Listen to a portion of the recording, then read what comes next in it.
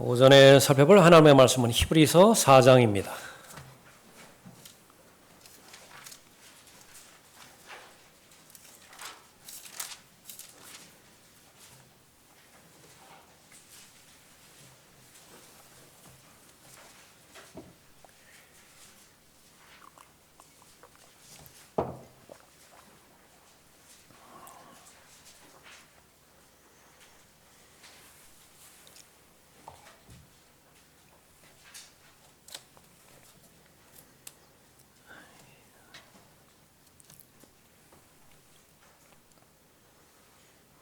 히브리서 4장 14절부터 16절까지 받들어 읽겠습니다.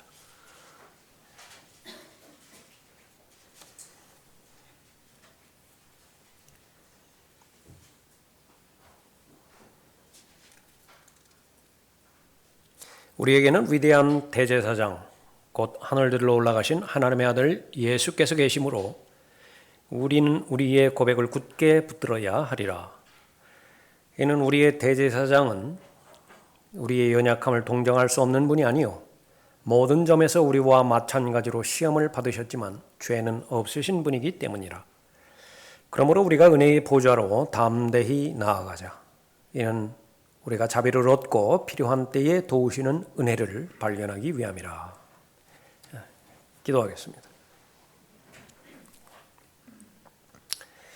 거룩하시고 전지전능하신 아버지 하나님, 첫 번째 사람의 범죄로 인해서 아버지 하나님과의 교제가 단절되고 하나님의 심판과 저주의 대상이었던 저희들을 불쌍히 여기시는 하나님의 연민의 마음으로 독생자 예수 그리스도를 이 땅에 보내주시어서 하나님의 구원 계획에 저희를 참여시켜 주시고 구원해 주심을 감사드립니다. 이제는 예수 그리스도의 마음과 생각으로 저희들의 마음이 잘 무장되게 해 주심으로 인해서 믿음의 창시자여 완성자이신 주 예수 그리스도를 바라보며 잘 배우며 동행하고 맡겨준 이 일들을 예수 그리스도의 남겨진 발자취를 통하여 잘 섬길 수 있도록 은혜 베풀어 주시니 감사를 드립니다. 감사를 드리는 하나님의 자녀가 하나님 앞에 경배드리는 시간 가운데 이제는 준비된 마음으로 성령 하나님의 인도하심 가운데서 하나님의 말씀을 경청하고자 합니다. 깨닫게 해주시고 또 잘 적용케 해주셔서 말씀으로 인한 아름다운 열매 맺을 수 있도록 인도해 주십시오. 감사가 넘쳐나는 복된 삶이 되게 해주시고 늘 하나님의 사랑과 하나님의 맡겨준 일에 대해서 열망으로 가득 채워지시는 아름다운 삶이 유지되어질 수 있도록 복 주시길 원합니다. 저를 주님명으로 충만하게 채워주시고 악의 세력이 이 시간 공개하지 못하도록 보호해 주시기 원하오며 주 예수 그리스도의 이름으로 기도드렸습니다. 아멘.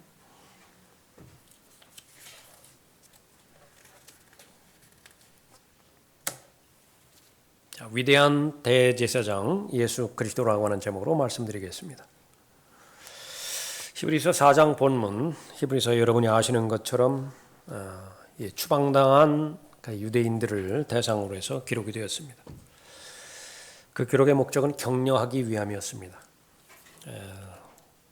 안팎으로 너무나 어려운 환경과 여건 가운데서 주님과 동행하기에 어려운 대상들이었죠. 더더군다나 유대교를 버리고 예수 그리스도를 믿는 사람들에게 그 박해는 2배나 3배나 더 힘든 것들이었습니다. 복음의 능력에 대해서 계속 강조하면서 이 믿음을 결합시킨 사람과 결합시키지 못한 사람의 차이를 4장 전반부, 중반부에서 그렇게 계속해서 언급하고 있죠. 복음이 전파되었을 때에 복음을 전해 들은 사람이 자신의 믿음과 결합시켰을 때의 그 결과와 그러지 못했을 때의 그 결과, 그것은 하늘나라와 지옥의 차이라고 말씀하고 있는 것입니다. 참된 안식에 들어가는 것이냐 그렇지 못하느냐, 그것을 강조하고 있는 것이죠. 궁극적으로 하나님께서 베풀어 주신 은혜에 대해서 감사하는 그 감사의 내용을 사람들은 잘 알지 못하기 때문에 여러 가지 비유를 통하여 또 그림들을 통하여 알려주시고자 아주 애를 쓰시는 것입니다. 그 가운데서 이 구원 받는다라고 하는 말은 일상생활 가운데서 사람을 가장 힘들게 만드는 것들 가운데 하나가 이제 돈 문제죠. 빚을 지고 살아가는 사람의 생에는요, 어떤 소망도 없습니다. 그것도 오랜 기간 통해서 갚을 수 있는 그런 돈의 분량이라고 한다면 이야기가 달라지지만은, 자신 당대는 물론이고 2대, 3대를 거쳐서도 갚지 못할 그런 빚 문제다. 어떻게 해결하겠습니까? 아담이 하나님 앞에 범죄했을 때에 그 죄의 빚이라고 하는 것은요, 자신으로부터 태어나는 모든 후손들, 모든 자손들을 이 채권자에게 다 넘겨버린 것이거든요. 그런데 이것이 탕감되었다. 자신이 일해서 돈을 벌어서 갚은 것이 아니라 일방적인 자비 가운데서 채권자가 선언을 한 것입니다. 안 갚아도 된다고. 실상은 다른 누군가가 갚아준 것이지요. 그것이 해결되었을 때에 삶의 질을 한번 생각해 보는 것입니다. 모든 것을 다 가졌는데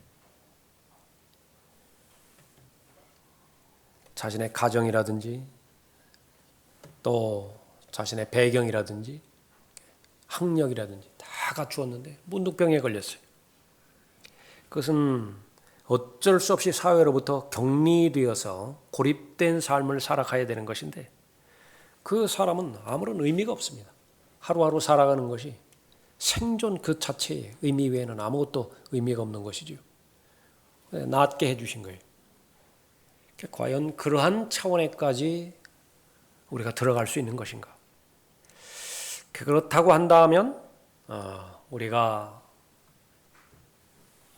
우리를 위해서 행해 주신 분 앞에 감사드리는 것은 베풀어 주신 은혜에 감사드리는 것이지요.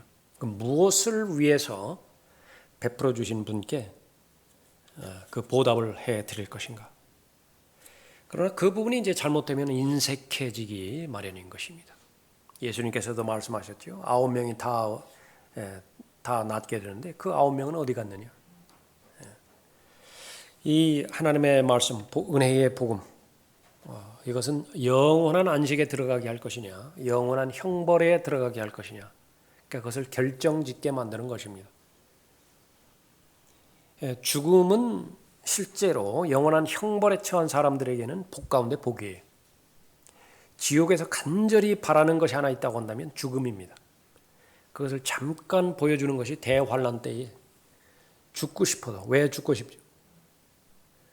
견딜 수 없는 고통이에요. 그러니까 죽음을 찾는데 죽음이 오지를 않아요. 지옥에 간 부자가 그 고통을 견딜 수 없어서 물 한 방울이 뭘 해줄 수 있겠어요? 물 한 방울이 자신의 혀를 적시게 해달라고 하는 것이 무슨 의미가 있겠어요? 그런데도 갈구할 수밖에 없는 것이 영원한 형벌에 처한 현실입니다.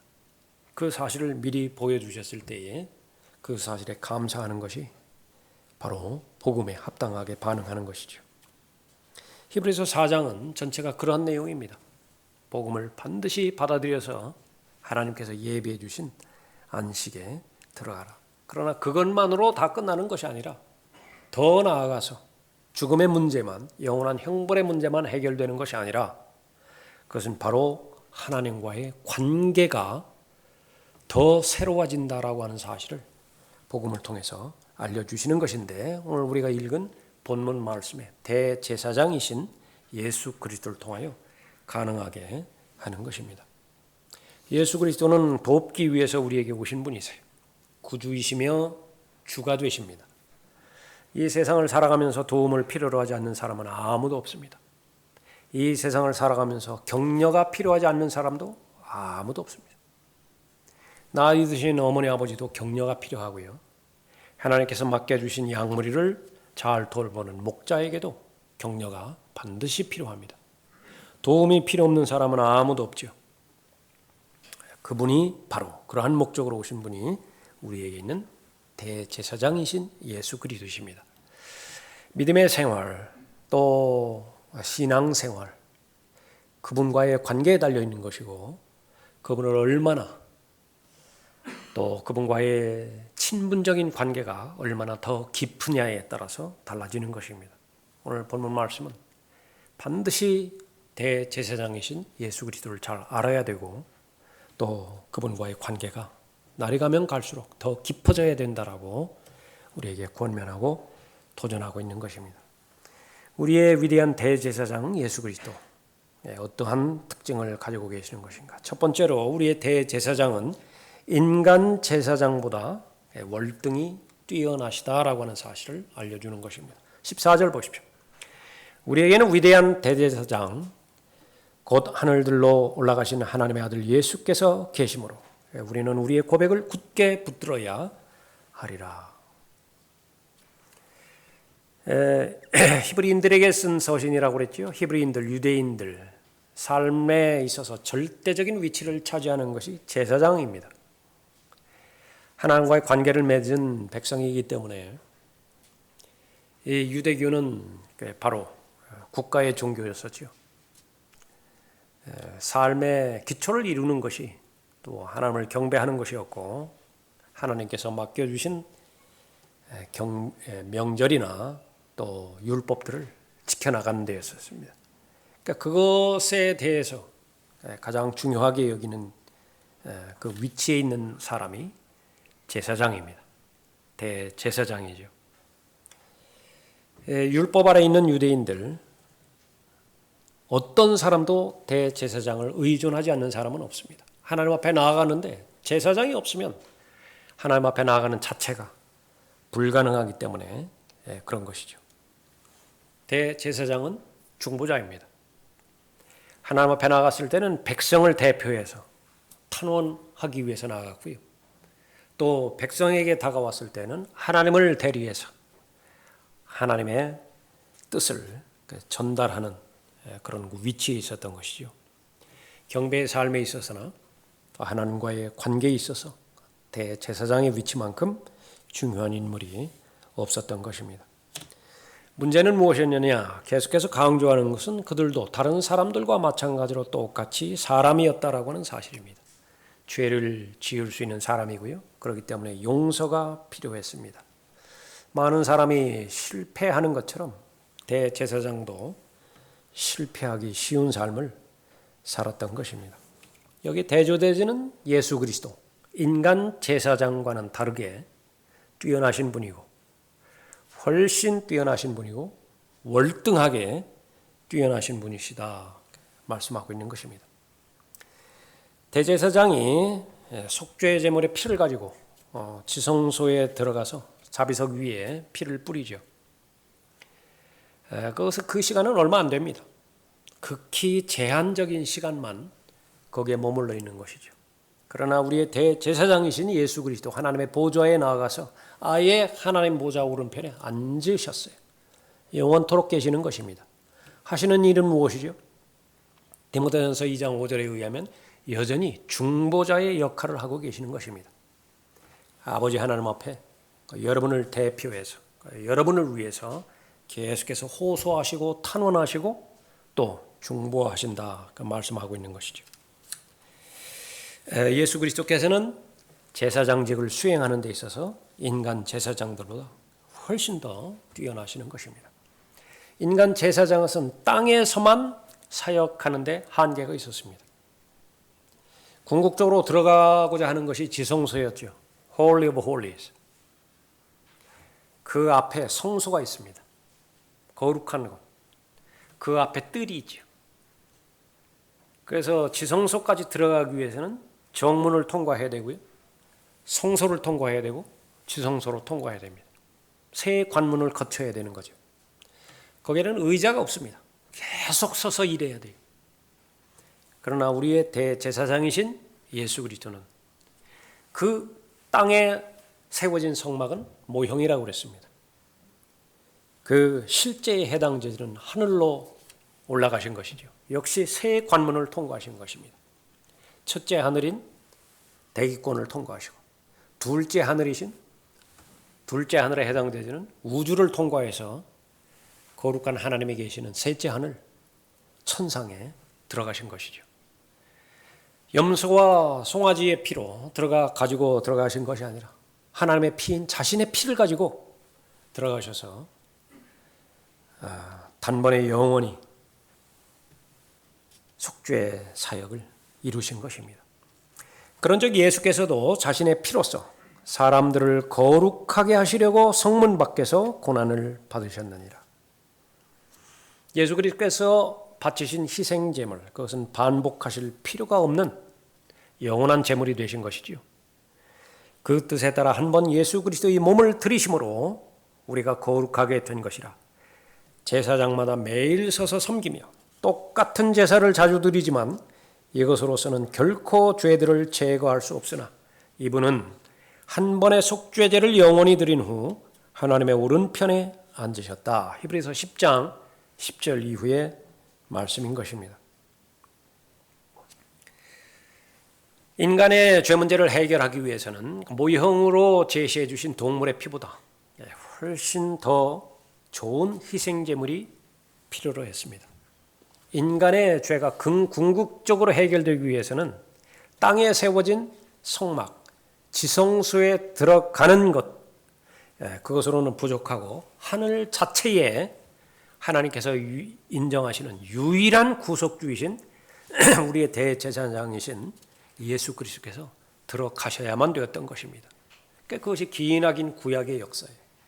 그것이 기나긴 짐승들의 피가 끊임없이 번제단에서 또 지성소에서 그렇게 바쳐지고 드려졌던 피의 역사였던 것입니다. 그러므로 하늘들에 있는 것들의 모형들은 이러한 것들로 깨끗게 할 필요가 있었으나 하늘에 있는 것들 그 자체는 이것들보다 더 좋은 희생제물들로 해야 하리라.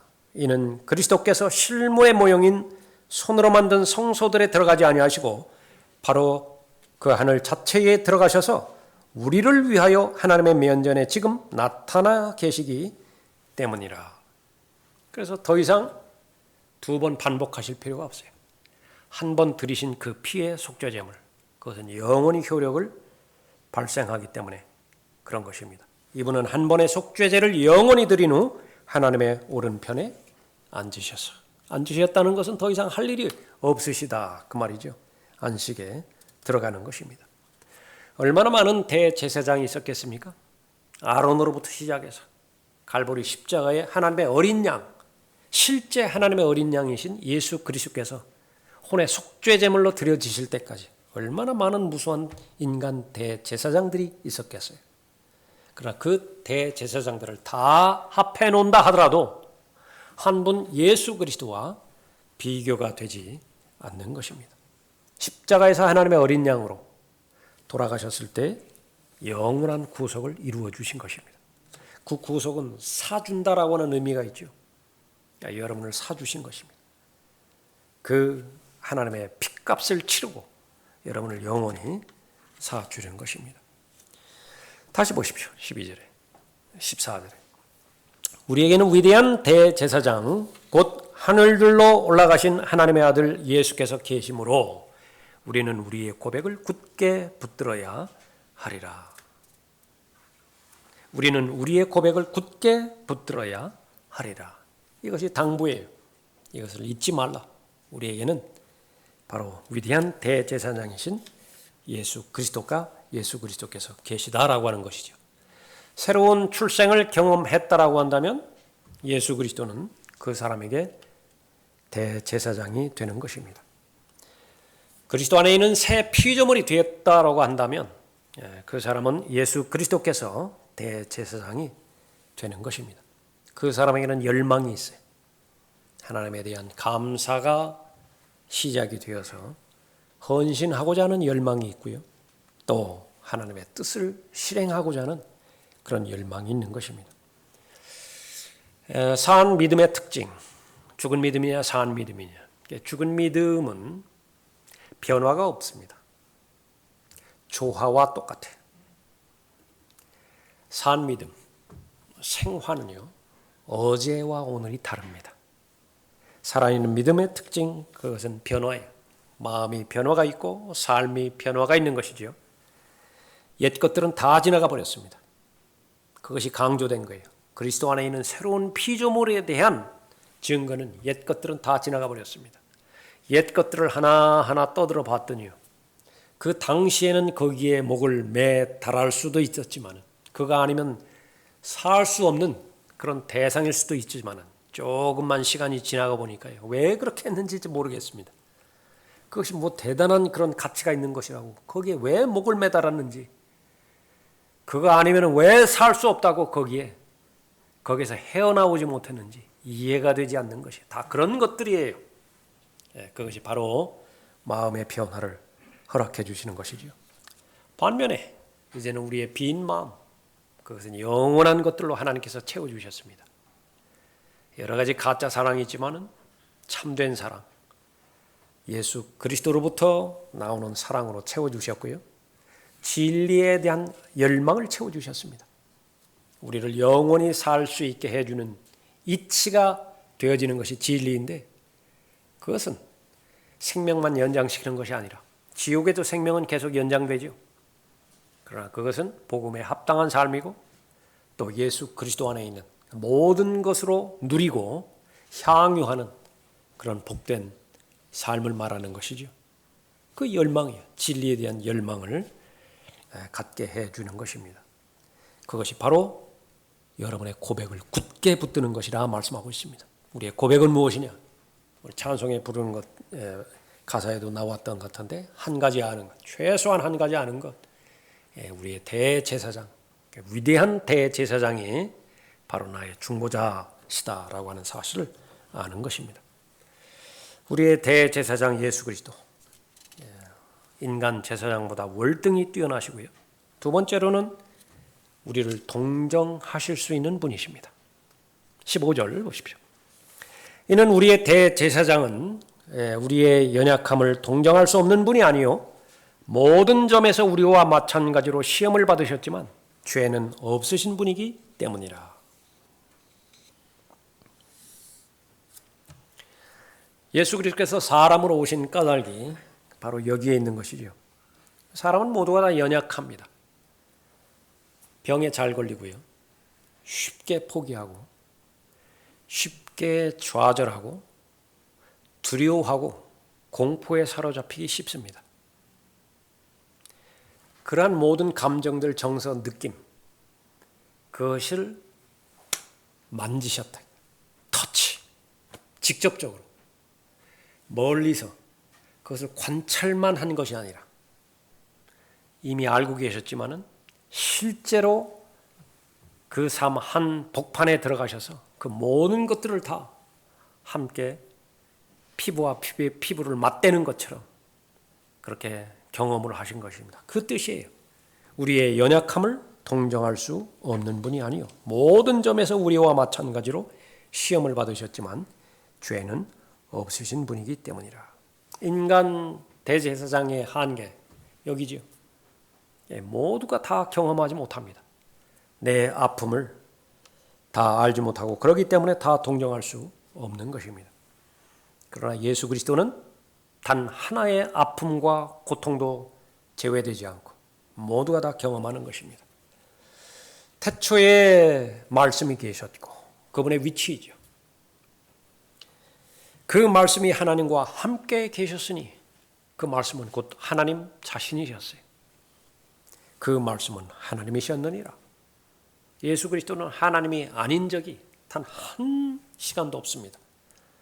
영원토록 하나님이세요. 그런데 어느 순간에 어느 시간에 그 말씀이 삼위일체로부터 튀어나오셨어요.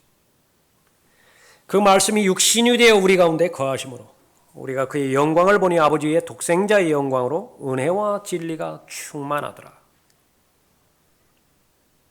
모든 종교 창시자들, 인간이 만든 모든 종교 창시자들, 가르침과 신념으로 유지되어지는 종교를 만들어 놓습니다.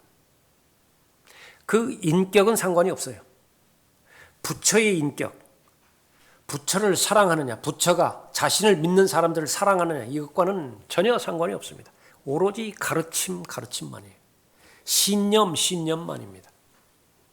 무슬림 역시 마찬가지고요.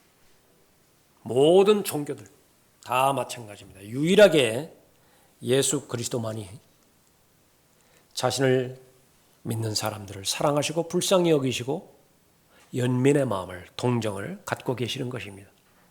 그것이 바로 은혜와 진리가 충만하다라고 하는 말씀이세요. 사랑이 넘치고요, 그 은혜와 자비가 넘치시는 분이십니다. 하나님의 사람에 대한 사랑을 실천을 하신 분이죠. 본래 하나님이셨다고요. 그 말씀이 하나님과 함께 계셨으니 그 말씀은 하나님이셨느니라. 하나님은 모든 것들의 주가 되시고 모든 권위 가운데 권위이신데 그것을 다 내려놓으셨어요. 사람이 돼서 사람의 형체를 입고 종의 형체를 입고 이 땅에 내려오셨죠. 사람이 되신 거예요. 사람의 모습을 취하셨고요. 또 죽음에까지 순종하신 분이 바로 그 부분이죠. 사람을 오신 목적 가운데 하나가 또 사람을 동정하실 수 있는 여건이 되어야 되는데 사람을 아셔야 됐던 것이죠. 무엇을 아셨죠? 배고픔을 아셨습니다. 그렇기 때문에 마귀에게 제일 첫 번째로 시험의 대상이 되셨어요. 배고픔을 해결해 보라고. 목마름을 아셨습니다. 예수님께서는 지상의 생애 가운데서 얼마나 많이 자주 목마르셨어요.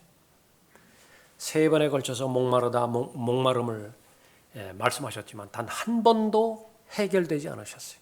목마름을 해결해 주지 않으신 것입니다. 예수님도 두려움이 무엇인지를 아셨습니다. 가난이 무엇인지를 아셨고요. 죽음 역시 무엇인지를 아셨습니다. 나사로의 죽음에 대해서 자신의 죽음으로 받아들였던 것이죠. 분노한다라고 하는 것이 무엇인지를 아셨고요. 고통스럽다라고 하는 것이 무엇인지를 알았습니다. 또 증오심과 미워함, 그것도 아셨어요. 미워하는 것, 그것은 정상적인 정서예요. 화를 내는 것, 그것도 정상적인 정서예요. 사람이면서 미워하지 못하고 사람이면서 분을 내지 못한다는 것은 그건 비정상이에요. 정상이 아니에요. 똑같이 사람이 되신 것입니다. 분노하시고 증오하셨을 때에도 죄를 짓지 않으셨다는 말입니다.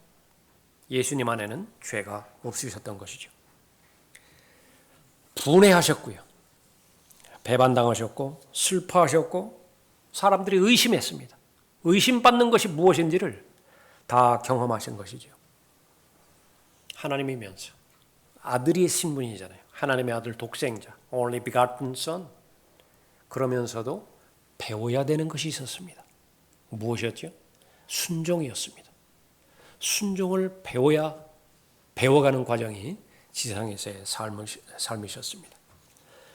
이러한 인간으로서의 고통, 고난, 이 부분들이 대부분이었고요. 그러나 아주 이따금씩 기뻐함도 경험하셨습니다. 사랑과의 관계 가운데서 우정과 사랑을 경험하시기도 하셨고요. 아주 믿음이 있는 사람들을 보고 놀라워하시기도 하셨어요. 또 가정의 소중함에 대해서도 그렇게 잘 알고 계셨던 것이죠. 그 가운데 하나가 불쌍히 여기신 것입니다. 동정하신 분이세요. 연민의 마음을 늘 가지고 계셨던 것입니다. 사람이셨던 것이죠.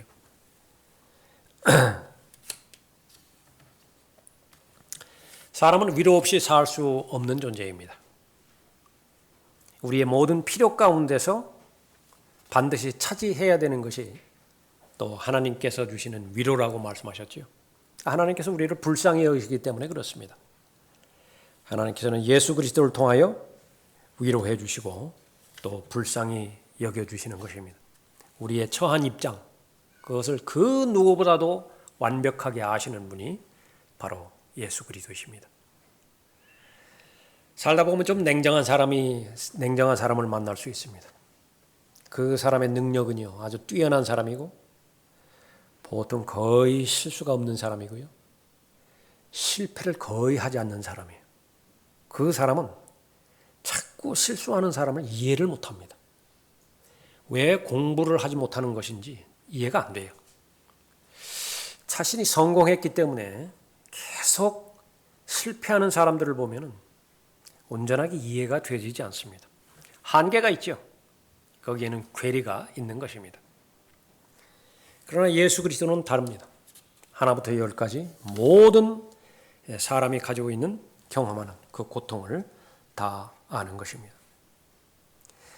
주께서 내게 말씀하시기를 내 은혜가 내게 충분하도다. 이는 내 능력이 약한 데서 온전하게 됨이니라고 하셨느니라. 그러므로 내가 온전히 매우 기쁘게 나의 약한 것들을 자랑하리니 이는 그리스도의 능력이 내게 거하게 하려 함이라. 그러니까 우리가 이해할 수 없는 하나님의 은혜 베풀어 주시는 과정이에요. 은혜를 많이 받은 사람은 은혜 아래서 강한 사람입니다. 그 사람이 능력 있는 사람이에요. 강건하고 담대한 사람입니다. 그런데 하나님께서는 누구에게 은혜를 베풀어 주시는 것이냐? 겸손한 사람에게 은혜를 주시고요. 겸손 한번 생각해 보십시오. 로마 시대의 관점에서는요, 겸손이라고 하는 것은 악이었어요. 악의 개념이었어요. 무능력. 로마 시대에 있어서 선은요, 강함이었습니다. 싸우면 반드시 이겨야 돼요. 그 사람은 에너지로 가득 차 있어야 됩니다. 그것이 선이에요. 추구하는 선이라고요. 그러나 겸손한 아주 나약한 사람을 의미하는 것인데, 그러나 하나님께서는 겸손한 자들에게 은혜를 주신다 말씀하고 있는 것입니다. 또 하나님께서 은혜 베풀어 주시는 자는 무능력한 사람이라 그랬습니다. 얼마나 무능력하면 저는 하나님 없이 살 수 없는 사람입니다. 그렇게 고백해요. 하나님이 없다면 저는 의미가 없는 사람입니다. 어떻게 그렇게 고백을 해요? 근데 그 사람에게 가장 많은 은혜를 베풀어 주시고 가장 강한 은혜를 베풀어 주신다 말씀하시죠. 바울은 고린도후서 12장 9절에서 그 하나님의 은혜를 경험하고 고백을 하는 것입니다. 삶의 모든 영역에서 필요로 하는 모든 충분한 은혜를 예수 그리스도를 통하여 공급해 주시는 것입니다. 예수 그리스도는 사람이지만 죄가 없으십니다. 그렇기 때문에 모든 부분에 있어서 사람을 불쌍히 여기고 동정하실 수 있으십니다. 모든 점에서 우리와 마찬가지로 시험을 받으셨지만 죄는 없으신 분이기 때문이라.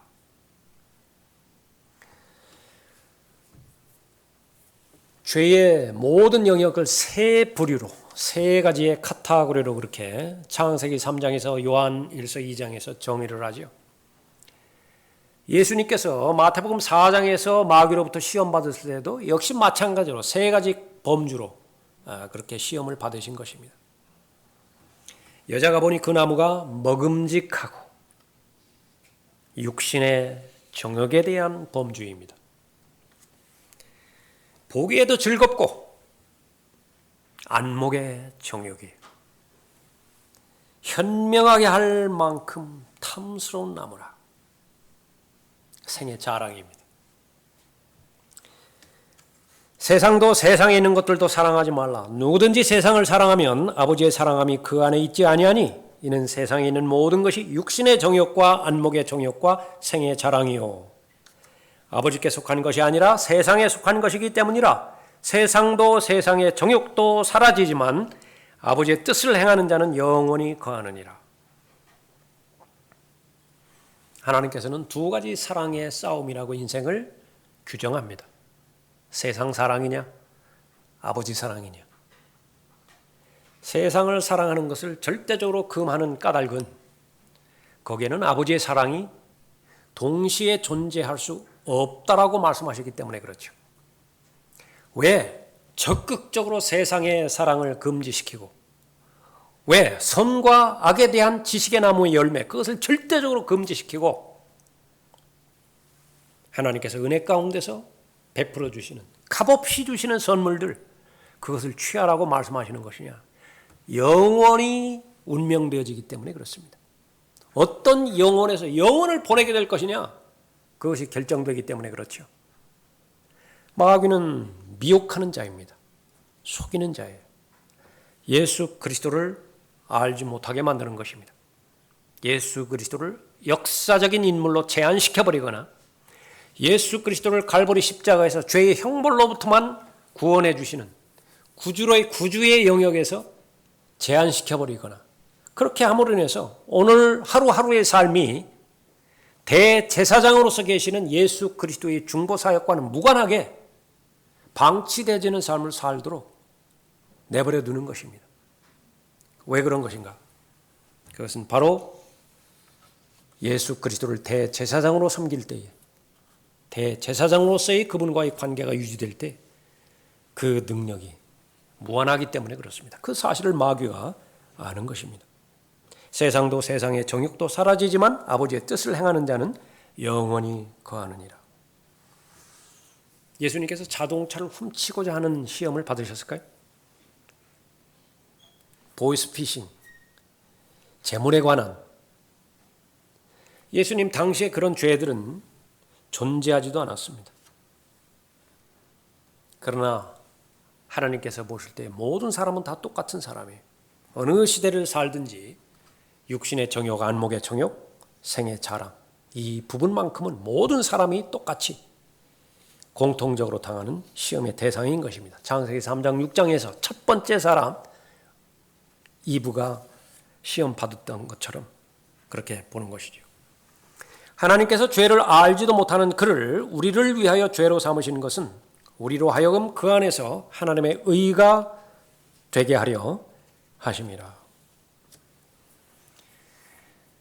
예수 그리스도께서 죄를 지을 수 없었다라고 하는 그런 사실을 볼 때에 예수님께서 받으신 시험은 진짜 시험이 아니었다. 이론에만 그치는 시험이 있을 수 있겠다.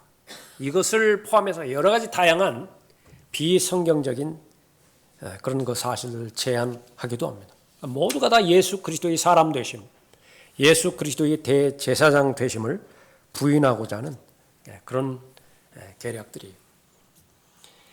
그러나 실제적인 의미에서요, 마귀가 작심을 하고 사람에 대해서 시험을 하려고 했을 때에 그 시험을 감당할 수 있는 사람은 존재하지 않습니다.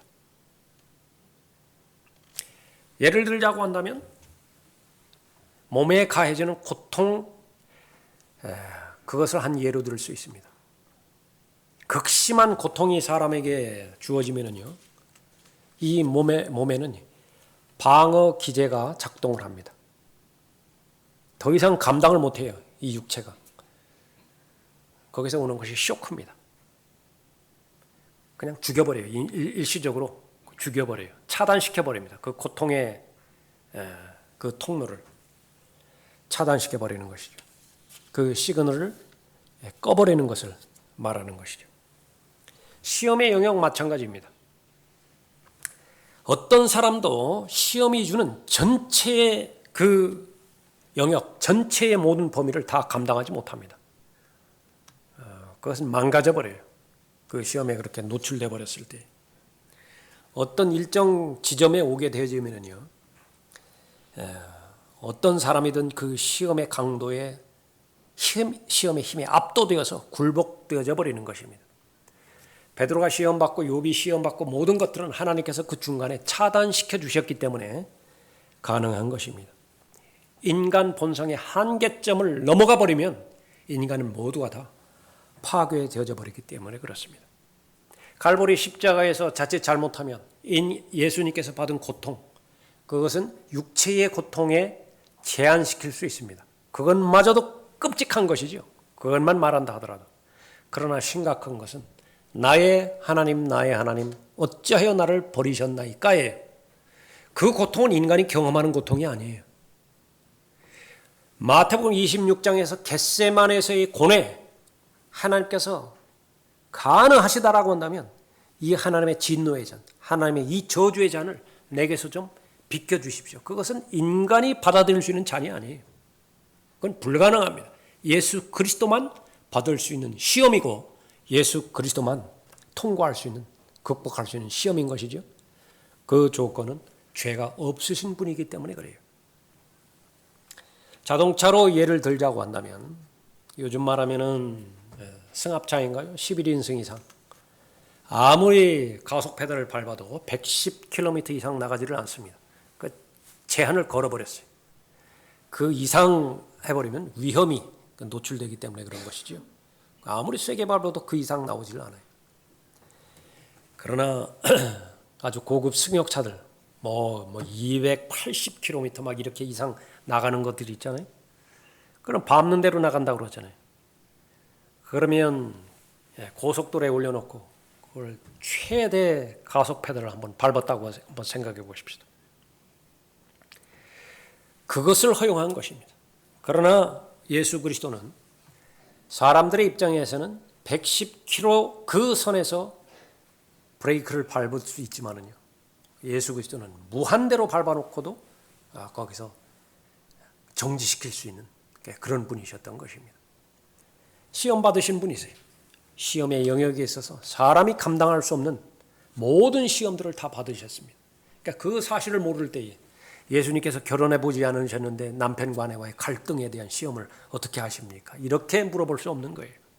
모든 시험은 육신의 정욕과 안목의 정욕과 생의 자랑 안에 다 포함이 되어 있고요. 사람이 감당할 수 없는 특별히 영의 고통, 아버지로부터 버림받아야 되고 하나님 아버지로부터 분리되어야 되고 그 고통, 그것은 육체의 고통과 혼의 고통과는 비교할 수 없는 처절한 고통이었는데 그것을 마침내 다 이루신 것이죠. 우리의 대제사장이십니다. 우리의 대제사장 예수 그리스도, 인간 제사장보다 월등히 뛰어나시고요. 우리의 대제사장이신 예수 그리스도는 어떤 상황과 여건에서든지 불쌍히 여기시는 분이고 동정하시는 분이에요. 마지막 세 번째로 우리의 대제사장, 우리의 피난처가 되시는 분이십니다. 16절 보십시오. 그러므로 우리가 은혜의 보좌로 담대히 나가자. 결론이 16절이에요. 14절에 대한 교리를 주셨어요. 15절에 대한 교리를 주셨어요.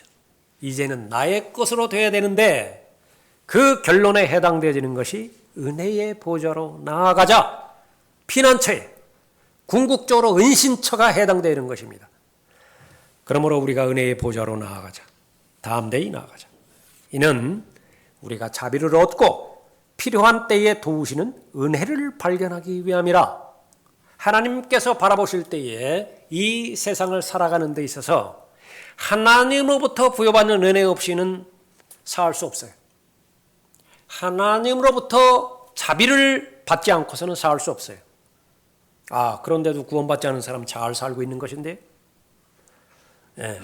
예수님께서 요한복음 15장에서 말씀하신 그 맥락입니다. 나를 떠나서는 너희가 아무것도 할 수 없다고. 나를 떠나서는 아무것도 할 수 없다고. 예수님 떠나서도 많은 일들 하잖아요. 무엇입니까? 모두가 다 죽은 일들이에요. 예수님 보시기에 산 자들이 있고 죽은 자들이 있죠. 죽은 자들로 그들의 죽은 자를 장사 지내게 하라. 그리고 너희는 나를 따라오라.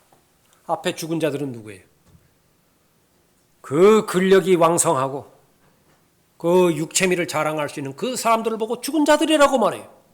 죽은 자들로 그들의 죽은 자를, 심장이 멎어버린 사람이야. 호흡이 정지되어 있는 사람이야. 장사 지니게 하라. 무슨 차이가 있죠? 하나님 보시기에 무슨 차이가 있어? 다 죽은 자들인데. 바로 하나님의 은혜가 없이는, 하나님의 자비가 없이는 다 죽은 사람들입니다. 예수 그리스도를 대제사장으로 모시고 그분의 도움과 위로 가운데서 하루하루 살아가고 있는 사람들, 그 사람의 삶의 원천은 은혜와 자비예요. 그것을 반드시 소유하기 위해서 담대하게 은혜의 보좌 앞으로 나아가자. 이것은 마찬가지로 율법 아래 있는 유대인들에게는 어림도 없는 소리입니다. 나가는 즉시로 죽죠. 은혜의 보좌 지성소로 나가는 즉시로 죽어요. 인간 대제사장이라 하더라도 갖춰야 될 것 갖추지 못하고 지성소로 들어가면 즉시로 죽는 것입니다. 그런데 담대하게 은혜의 보좌 앞으로 나아가자. 이제 그 하나님의 은혜의 보좌는요, 심판석이었는데 자비석이었잖아요. 은혜의 보좌 앞으로 담대하게 나아가자 말하고 있는 것입니다.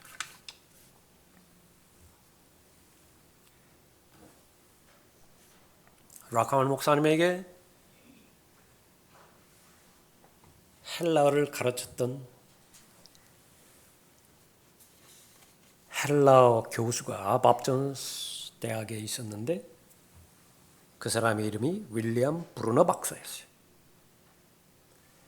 라카만 목사님과 관련되어 있는 에피소드를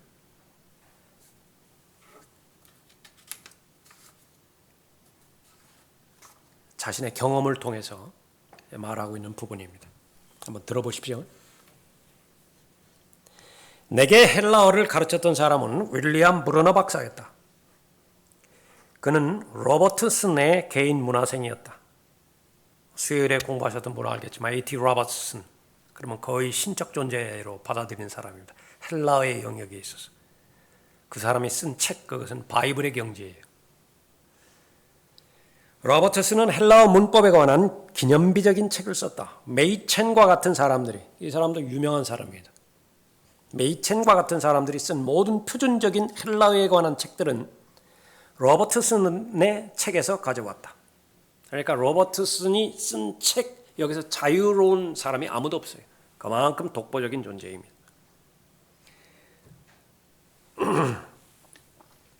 브루너 박사는 신약 헬라어의 5천 단어를 암송하고 로버트슨의 책을 비평할 수 있는 역량이 있는 사람이었다.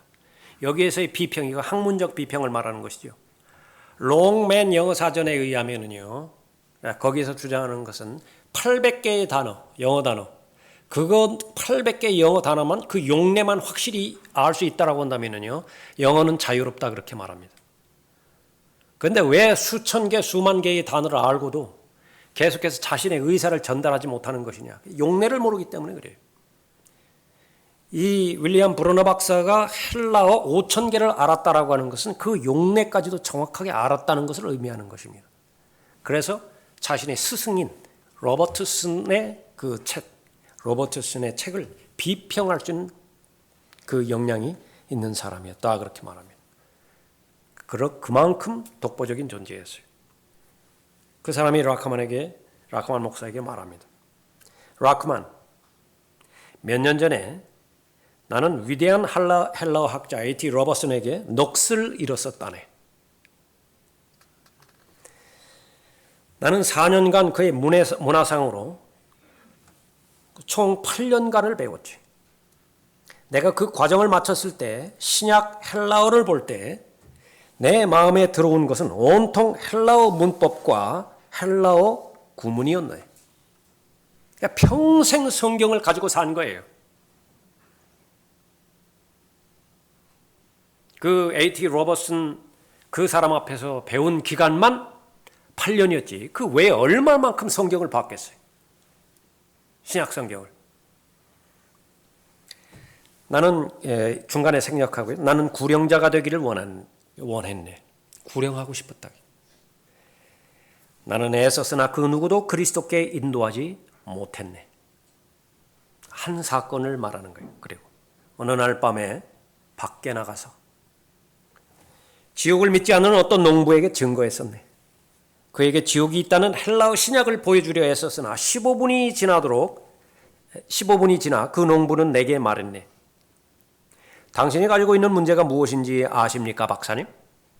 너무 많은 것을 알고 계십니다. 나는 그를 그리스도께 인도할 수 없었네. 얼마나 답답했겠어요? 성경 어떤 본문만 본다 하더라도 그 단어가 가지고 있는 모든 깊은 뜻, 모든 용례들 명확하게 다 알고 있고요. 그 구조, 신텍스, 그것도 정확하게 다 풀어낼 수 있습니다. 대명사가 가지고 있는, 선행사가 가지고 있는 그 주체, 그걸 다 가려낼 수 있다고요. 그런데 뭐가 없어요? 감흥이 없어요. 하나님께 대한 헌신의 동기가 유발되지를 않아요. 여러 가지 영역이 있는데 하나님의 은혜가 없이는요, 성령 하나님께서 말씀을 조명해 주지 않습니다. 그러면 그것은 늘 제3자적인 입장에서 평만하게 돼 있어요. 그래서 전에도 교회에 다닌 지 오래된 사람인데 늘 하는 말이 그 말이에요. 이 교회에서는 이런 걸 가르쳐. 10년 이상 다녔는데 자기 교회가 안 돼요. 이 교회에서 말하는 킹제임스 성경은 10년을 다녔는데 자기 성경이 못 돼요. 성령의 조명이 없이는 이 하나님의 말씀은 자신에게 절대로 진리가 되지 않습니다. 그냥 스토리예요. 요셉 이야기 나오죠. 홍해 건넜던 얘기 나오죠. 무슨 사자굴에 던졌던 누구 얘기 나오죠. 그냥 그렇고 그런 얘기예요. 거기서 조금 확장해 보십시다. 교회 시대는 끝이 날 것이고요. 휴거와 더불어서 그 다음에 대환란이 일어날 거예요. 그 다음에 천년왕국이 올 거예요. 올바른 얘기죠. 본인에게 무슨 작용이 있습니까? 본인에게 그 은혜의 말씀, 그것이 예언의 말씀이 되어서 얼마만큼 오늘 하루하루를 살아가는 데 있어서 은혜의 능력으로, 자비의 능력으로 내가 현재 필요한 모든 것들을 믿음으로 간구할 수 있으며 그것을 베풀어 주신 하나님에 대해서 개인적인 친밀함 가운데서 더 가까이 다가갈 수 있겠어요. 하나님의 은혜는요, 사람이 할 수 없는 것을 행해 줄 수 있는 능력을 말하는 것입니다. 제가 단언합니다. 하나님의 은혜가 없습니까? 여러분은 기도할 수 없을 거라고요. 애를 많이 쓸 거라고요. 기도하고자. 그런데도 기도는 안 될 거라고요. 역시 마찬가지로 이 라카만 목사를 가르쳤던 이 윌리엄 브루너 박사처럼 구령하고자 마음이 간절할지도 모른다고요. 그러나 하나님의 은혜가 없이는요, 복음이 나가지를 않아요. 이 사람은 여러 가지 헬라어와 관련돼서 말할 것이 아니라 한 번 죽는 것은 사람들에게 정해진 것이고 그 뒤에는 심판이 있다고 이 말을 했어야 했다고요. 주 예수 그리스도를 믿으라. 그래야만 너와 네 집안이 구원을 받으리라. 이 말을 했어야 했다고요. 계속해서 안 받아들이면 마지막으로 너희 저주받은 자들아, 내게서 떠나 마귀와 그의 천사들을 위하여 준비한 영원한 불속으로 들어가라. 이 하나님의 저주의 대상이 되지 마시오. 그 말을 할 수 있었어야 됐다고요. 무엇을 말하는 것입니까? 바로 은혜의 보좌 앞으로 담대히 나갈 때 예수 그리스도는 우리의 피난처가 되는 것입니다. 예수 그리스도는 우리의 안식처가 되어지는 것이에요. 죄로부터 피할 수 있는 곳이 어디예요? 도대체 죄로부터 피할 수 있는 곳이 어디입니까? 악한 현 세상으로부터 피할 수 있는 곳이 어디인가요? 그것은 바로 예수 그리스도밖에 없는 것이죠. 그 예수 그리스도를 여러분의 대제사장으로 모시고 있다라고 한다면 여러분이 받은 것 가운데서 가장 커다란 하나님의 선물을 받은 것이에요. 계속해서 권면하고 있습니다. 염려할 필요가 없다고, 걱정할 필요가 없다고, 일어나는 모든 일들을 대제사장이신 예수 그리스도께 보고해 드리기만 하면 된다고. 율법 아래 있을 때는 얼마나 어려웠습니까? 그렇게 하기가. 그러나 이제는 자유롭다고요. 담대하죠. 무슨 일이 일어나든지 간에 하나님 앞에 간구하십시오.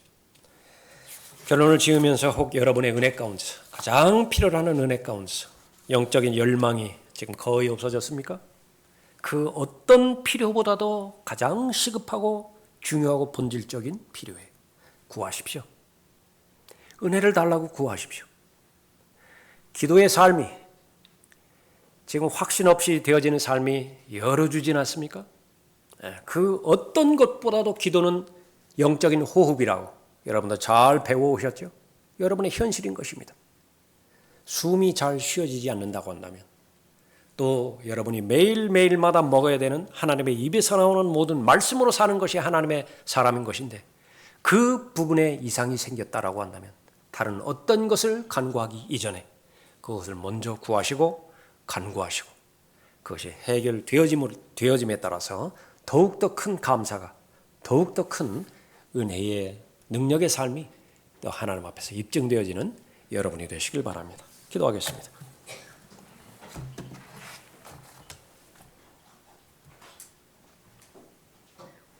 아버지 하나님, 이 시대에는 감사가 없는 시대라고 말씀하셨습니다.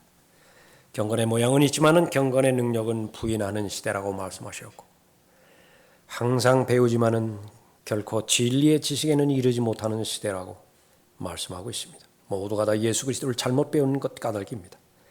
예수 그리스도를 받아들이기는 받아들이되 또 다른 예수를 받아들인 까닭임이 틀림이 없습니다. 이 자리에 참석한 하나님의 자녀들 가운데 단 한 사람도 그러한 사람이 없기를 하나님 앞에 간구를 드립니다. 모두가 다 예수 그리스도의 보혈로 구원받은 하나님의 자녀라면 동시에 예수 그리스도께서는 자신의 대제사장으로 계시고 불쌍히 여기시고 또 동정하시는 분이심을 확신하는 가운데 무엇을 행하든지 어떤 처지에 있든지 또 하나님의 약속을 확신하는 확신 가운데서 주님 앞에 나아갈 수 있도록 인도해 주십시오.